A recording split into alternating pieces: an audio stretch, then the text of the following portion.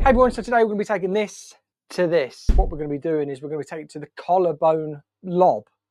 Not bob, collarbone lob. So what we're going to be looking at is, again, we're going to be doing it in, what should we say? You could do it in one section. Because in salon, this is what I've just got to stress. The reason behind all of these videos is to make hairdressers, young hairdressers, realise that they're either overcomplicating a lot of it in their head, or they haven't learnt it yet. But clients are coming into the salon asking for these trends that they see in magazines, they see online. I've been Googling. When a client comes in and says to a new stylist on the salon floor, I'm thinking of something a bit different, my hair is long-ish, I'm thinking of like a collarbone lob. New stylist is just like, collarbone lob, a collarbone lob. How do I do a collarbone lob? Let's get into a ponytail and let's get this cut. Right guys, so I am keeping this piece of hair out. That's what's going to be there, left at that front.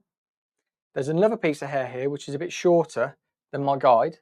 That's from the curve cut layers, but it's going to play a major part in the shape around this face. If you want to achieve something like that, you can basically look at my curve cut and this cut, mash them together to create this look. But let's gather all of this hair here. First off though, I'm going to straighten it. I want to straighten it so you can see how nice and blunt the line is once we've done, so we get rid of all those waves.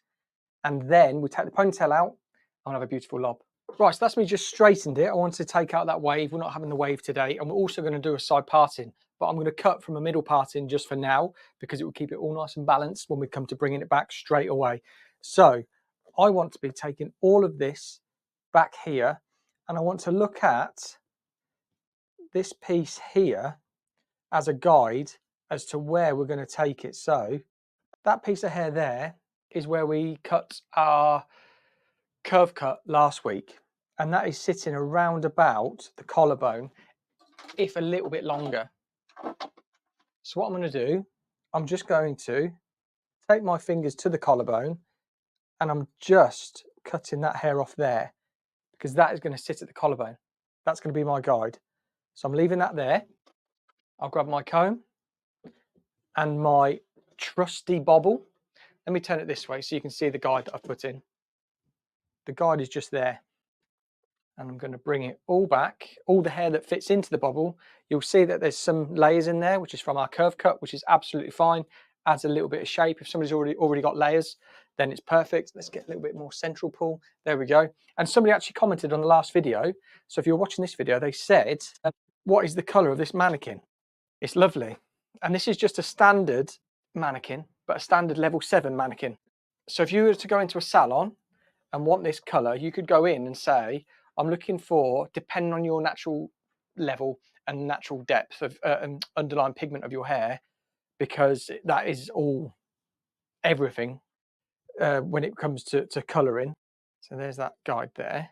You could ask for a level 7 natural and you could get this colour. But if you've got a lot of warmth in your hair, you might need to have like an NA or an ash level to be able to achieve this result, because you're going to want to neutralise all that warmth or natural warmth that's in your hair.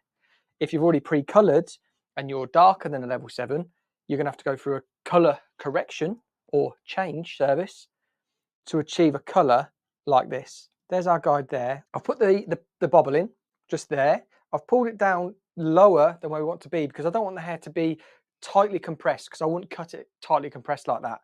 Here is our guide from the front that I cut, which is sitting nice on that collarbone.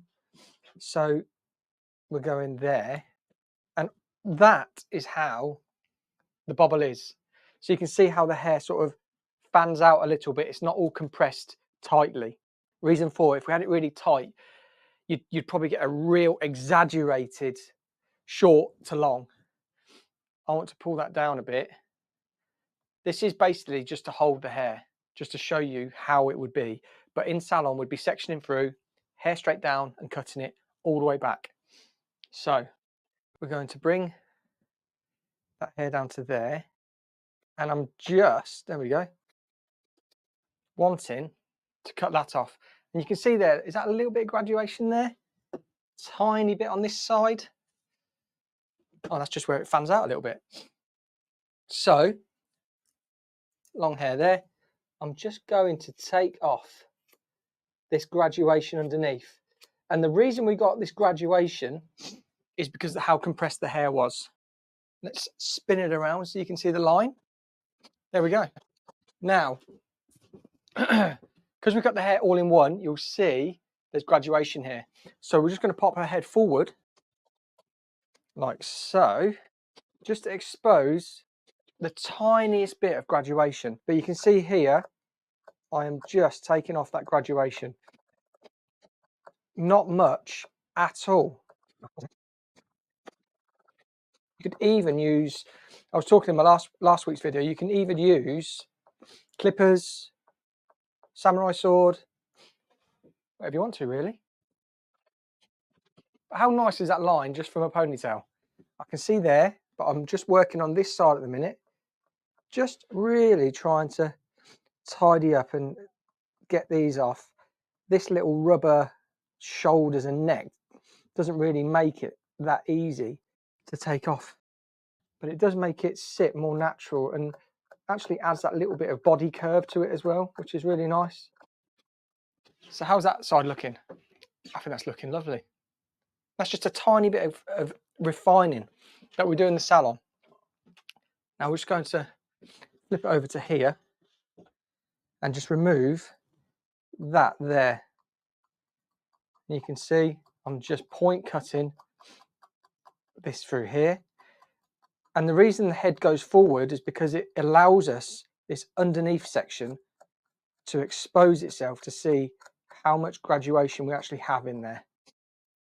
And again, this is what you would do in salon. If you didn't have your client's head forward when you were cutting, you would have graduation. Natural position. The reason I cut hair in natural position is because I can control that more with a client than asking the client, oh, just pop your head forward. And then she starts talking to you. And then it's like, oh, just pop your head forward. And they put it further forward. And then they start talking and they start lifting their head up. And you're like, oh. Whereas, if you say, can you just pop your head in natural position, very comfortable, cut it. Once you've done it, pop the head forward. Let's see that graduation and take it off. That's how I do it. Anyway, what do you think to that?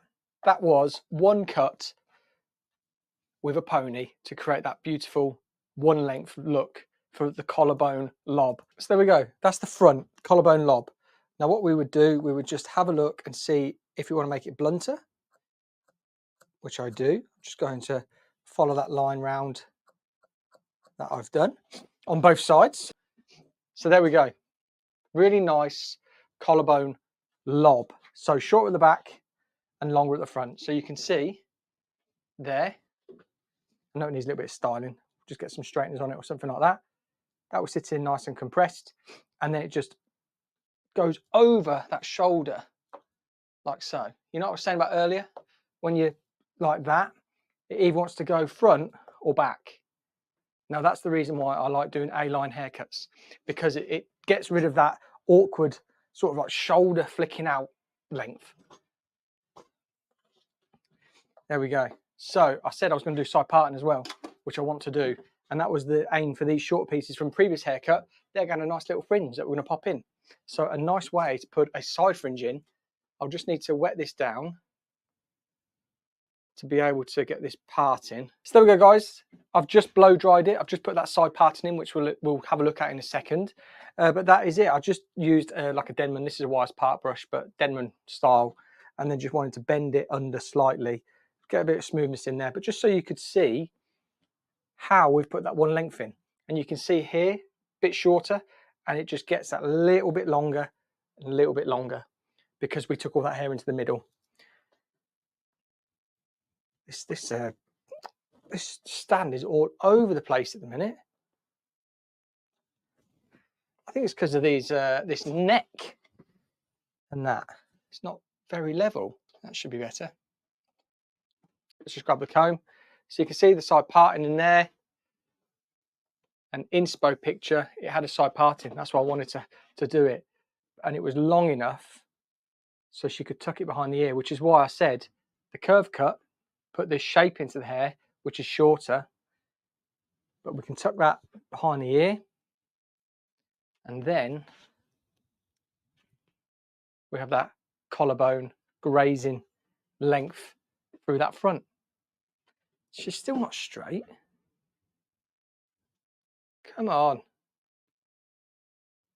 She's still leaning. If I just do that, there she is, she's straight. So there you go. That is her straight. So you can see how we've got balance on both the sides. You can see it comes in shorter to longer A-line. And then what I'm going to do on the next video is I'm just going to pop this fringe in. So how to put in a side fringe on a bob. Hope you enjoyed the video. If you're new, hit the subscribe button. Don't forget to comment. Let me know what you think about the video. And until next time, I will see you on the next video.